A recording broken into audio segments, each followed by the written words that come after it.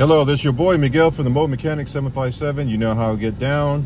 I'm in a Toyota. What year is this, ma'am?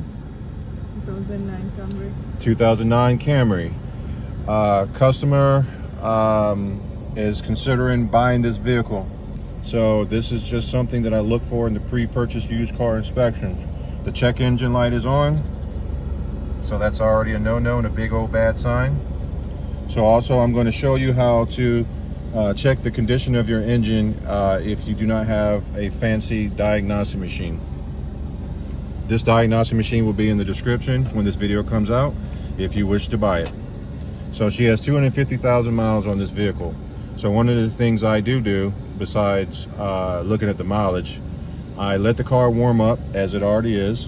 It's very simple. This works on all cars of any make, model, brand, and year. All you have to do is come right over here. I've already heated the car up, and as you can see, there's some kind of oil leak. I don't know what that's going on, but this is a pre-purchase inspection. And all you have to do is take off your oil cap. If you see a bunch of smoke pouring out, I ain't talking about a little bit, a whole bunch of smoke pouring out, do not buy this car. So we're going to do this live. We're going to take the cap off, and what do you know? It looks like somebody's smoking a cigar. Do not in shape, form, way buy this car. This car is wore out.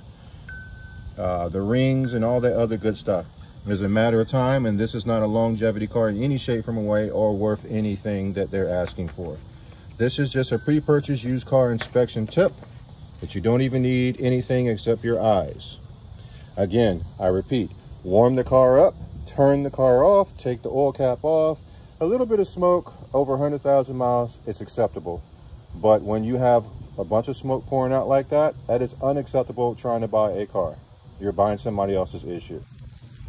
If you like this video, please like, subscribe, and share. Thank you.